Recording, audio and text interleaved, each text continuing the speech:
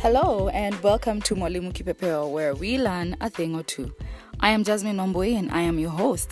I take this opportunity to welcome all our new listeners to this amazing learning experience. I have been away for some weeks because I got robbed and all my saved work went with my gadgets. However, that was just a setback and now we are back and undeterred.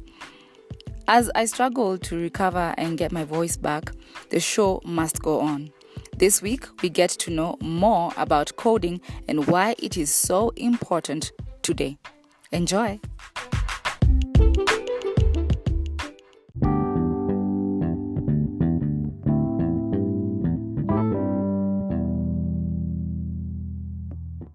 Kenya prides itself to be the first country in Africa to implement coding into the learning curriculum.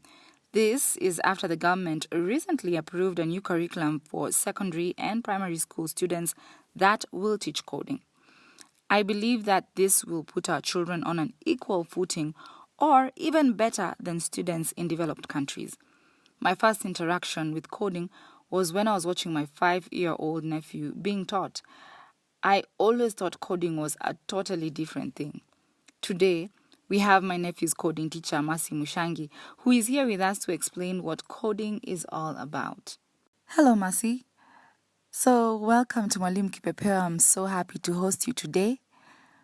Briefly introduce yourself to our listeners, and I'd also be happy to know something interesting about you. So share that with us. I think that's something that I'd really be happy to hear. Hello, my name is Masi Mushangi and I am a coding teacher at Think Education.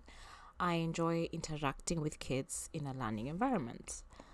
Something interesting about me is I think I'm a weirdo who loves experimenting with food. Lock me up in a house with weird ingredients. Trust me, you'll find me munching on some bizarre experiment. I am a Dexter when it comes to formulating recipes for simple snacks. I know, it's weird, right? Wow, that's quite interesting. So just tell us, Masi, how did you get into coding? Especially as a woman, it's not something that I've seen very common with women. It's probably coming slowly into the country, and I'm hoping that it's going to grow and it's going to be a big entity that women will want to enter. The STEM courses, the STEM subjects. But for you, just tell us, how did you get into coding? How I got into this, to be honest, I do not have a fancy story like the motivational speakers we know. I'm not mentioning names. I was in a very delicate situation in life where I had to do something to help back home. So I registered on some online tutoring website. I can't remember the name. And my current boss reached out. And that's how I found myself a tinker. Although at first I began teaching life science as I taught myself coding. And 3 years later, I haven't stopped learning and teaching. Now coding. Okay, I'll be honest here, I don't know what coding is. I don't know what it entails. But you're the expert here. I'd want you to just tell us what coding is, for anyone who wants their child to get into coding or for any adult who wants to get into coding because it's possible. And now that results came out, the people who finished Form 4, they don't know what they want to do for their career. Is this something that someone can actually get into? Just tell us, what is coding? What does it entail? So what does coding entail? I'll approach this question as I do in my class with my little munchkins. Coding is a set of instructions we create to communicate with computers. Now, through coding, we're able to make computers perform tasks. Let me break it down further. Humans like to communicate using different languages, such as English, Swahili, or any other language you know, to pass instructions to one another, right? That's the same case with computers, except coders manually type the instructions using unique languages such as HTML, CSS, Java, Python, and many more to pass the instructions to computers. Now, that is a lot of technological terms. or let me say coding lingo. That's too much for even for me. So how do you do this with children who are like 5 years old, like my nephew? How do you do this, and how are they able to understand what this is and then get to know what you're saying? How are they able to get this? Now, kindly note, I just don't drop my little munchkins into the complicated world of coding languages. First, I introduce them to a drag and drop visual programming language, such as Scratch or Scratch Junior, to help them learn the fundamental coding concepts, allowing my lovely kids to focus on understanding the underlying logic needed to make a program without worrying about the typos from writing code using the syntax languages we mentioned earlier. Creativity is the goal. Coding is a bridge that allows creativity to take form. So now that we know what coding is, please briefly tell us what is the importance of coding? Because once we get to know that, we need to know how it's going to help us in our lives, right? So what is the importance of coding to each and every one of us? Coding helps foster what I call the 3 C's: creativity, collaboration, and communication, which helps kids communicate their ideas and solve real-life problems within our society. As kids learn to code, they're exposed to various logical thinking and reasoning skills like pattern recognition, problem solving, and trusting their intuition while creating complex projects, and many more. Okay, that is well understood, I think, by all our listeners for now. But now tell us, with that said, what are the career opportunities that are available for people who have already gone through this course and they're finished and they're now experts at it? So going forward, what are these career opportunities that they can actually do? Because, we're getting into a world where technology is the future. I think I've said this before. And with that technology, I believe that's where jobs are. That's where our future jobs are, or the future of our kids.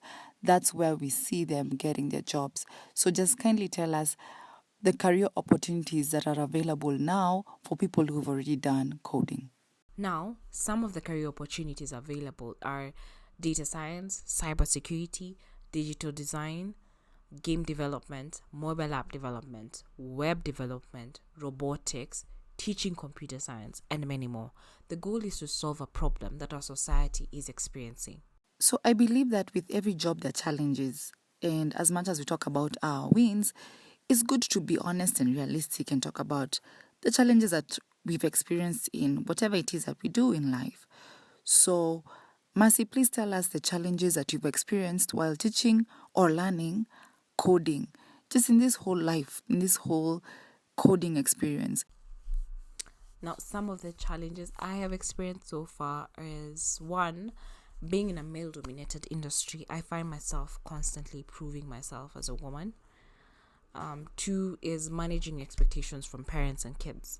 You know how parents want the world for the kids. The kids expect that the next Bill Gates, so they want to create a game or something. So bringing such ambitions back to earth is challenging, especially when the parent initiated the coding dream.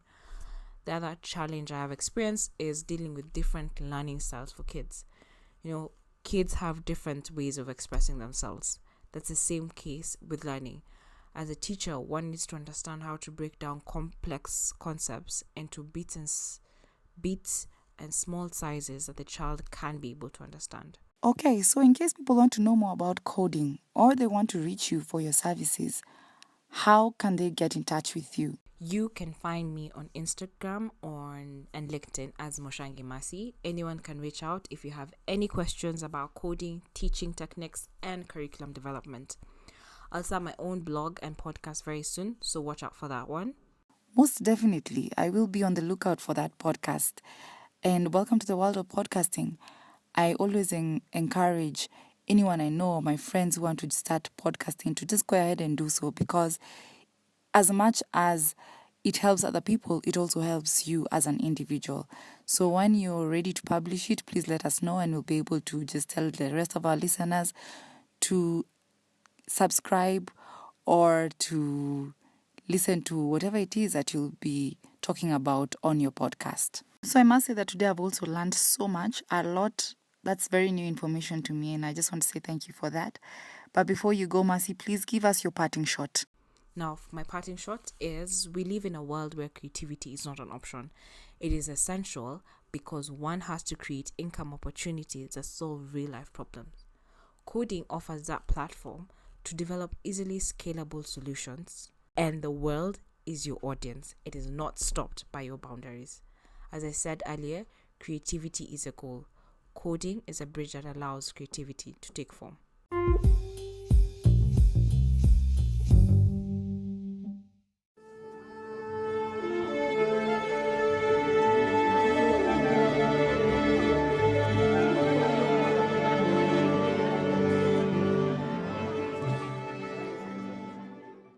On April 30th, 1993, at the urge of Tim Berners-Lee, the creator of the World Wide Web protocol, the directors of CERN released the source code of World Wide Web into the public domain, making it freely available to anyone without licensing fees. The decision to make the World Wide Web software and protocols freely available is considered by some as possibly the single most important moment in the history of the Internet. In fact, some historians mark this as the birth of the web. Now you know.